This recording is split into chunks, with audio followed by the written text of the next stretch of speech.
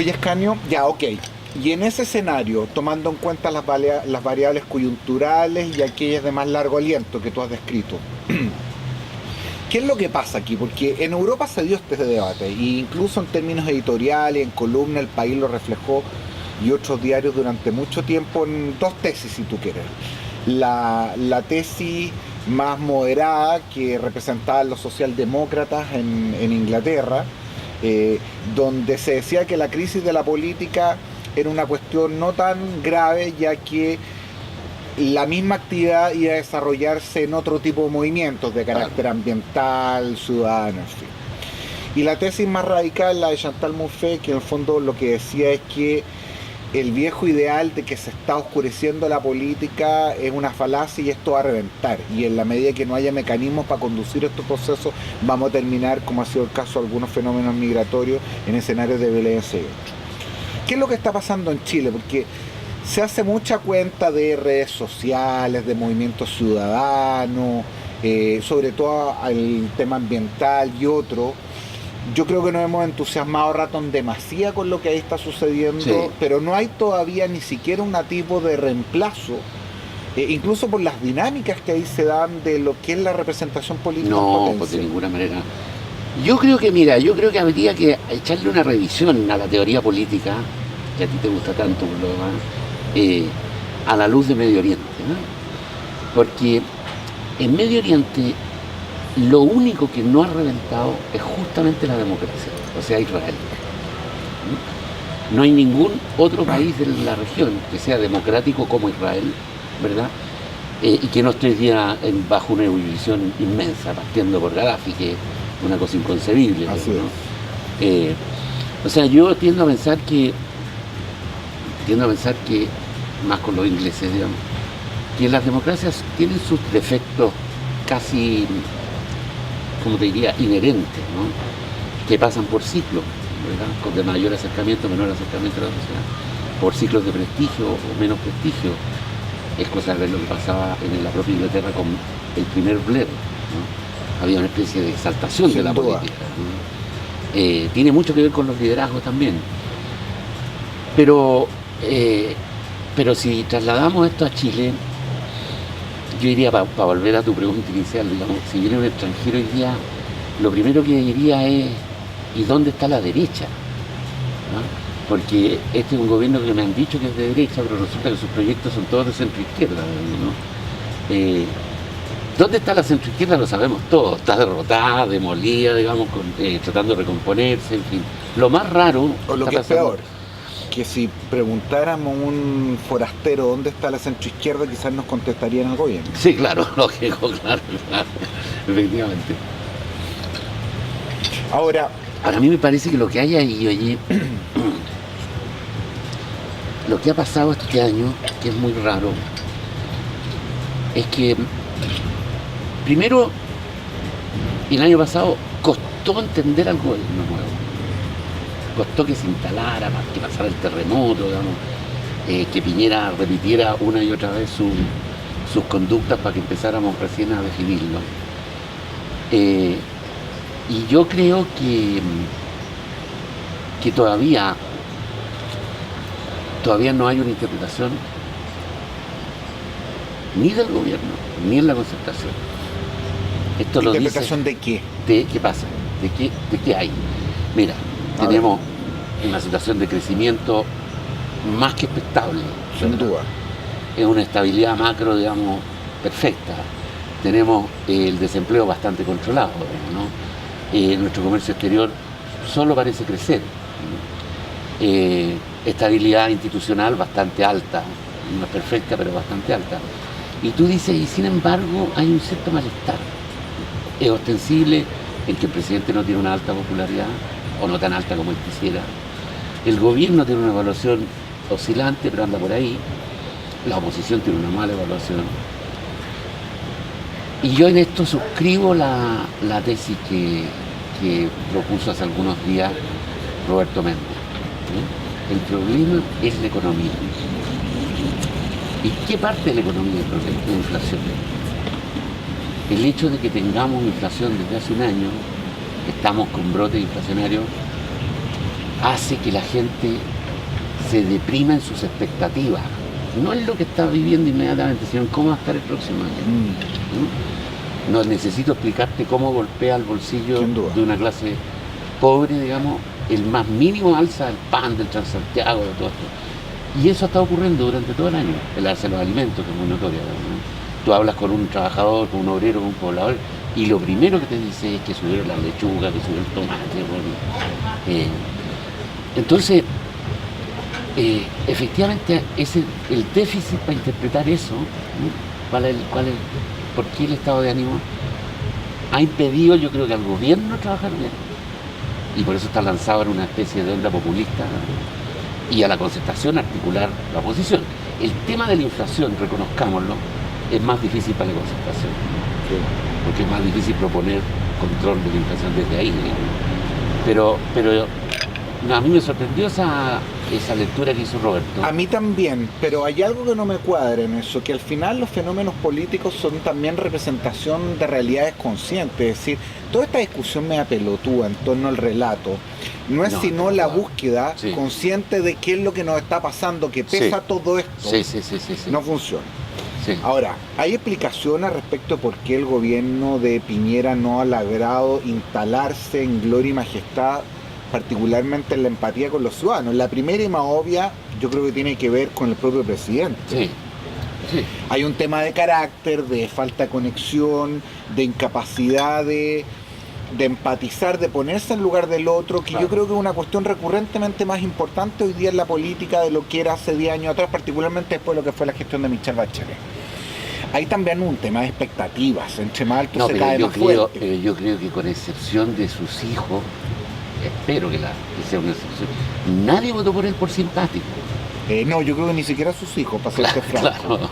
Pero fíjate que hay una cuestión incomprensible, porque siendo así todo elegido, el presidente de la República parece desvivirse en una cosa media freudiana, en tratar de lograr aquello que tradicionalmente le ha sido esquivo y no en explotar aquellas cualidades por las cuales fue elegido presidente de la República, que tienen que ver con ser un hombre inteligente, con una tremenda capacidad de trabajo, que puede estar en 3 o 4 frentes al mismo tiempo, y sin embargo, una cosa media complejarra, toda obsesionada de quiero tener aquello que es lo que me falta y que no he logrado. Bueno, eso pasa cuando te hicieron mucho bullying cuando chico. Puede ser, pero con todo ese bullying, a este señor no le ha ido mal en la vida. No Le ha ido mal en casi ningún aspecto de la vida, y el último que le faltaba que le fuera más o menos bien, hoy día lo está desarrollando en gloria y majestad. Entonces, hay una cuestión un poquitito incomprensible, fíjate. No, yo creo que, o sea, totalmente incomprensible, pero ya se ve que es incontrolable, porque son decenas las personas cercanas o no cercanas que le han dicho que no es el camino, ¿no? Ahora, yo creo que siempre lo creí, porque a Piñera lo eligieron otras virtudes suyas, la eficiencia, ¿verdad? La capacidad gerencial, la capacidad de crecimiento. Ninguna de estas virtudes blandas estaba en el imaginario de la gente. De acuerdo. Pero hay algo en él que lo hace querer popularidad junto con poder. Y mi hipótesis es que él va a vivir los 4 años, digamos, en el orden del 44-45% de aprobación, y que eso ya debería ser satisfactorio. No lo es, pero no lo es para él.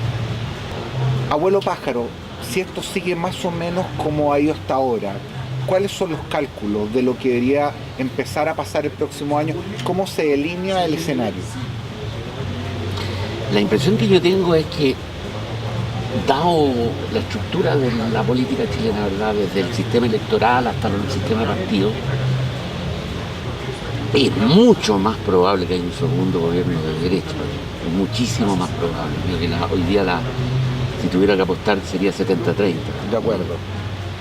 Ahora, hay una parte importante. Te interrumpo un segundo. Si tuvieras que apostar, sería 70-30, porque en ese 70 están tus confianzas respecto a quienes gobiernan o tu desconfianza de quienes están en la oposición. No, viene lo último. De acuerdo. Viene lo último. Vale. Lo que creo que es muy profundo es el daño que se autoinfirió la concertación en los años de la presidenta Bachelet, ¿no?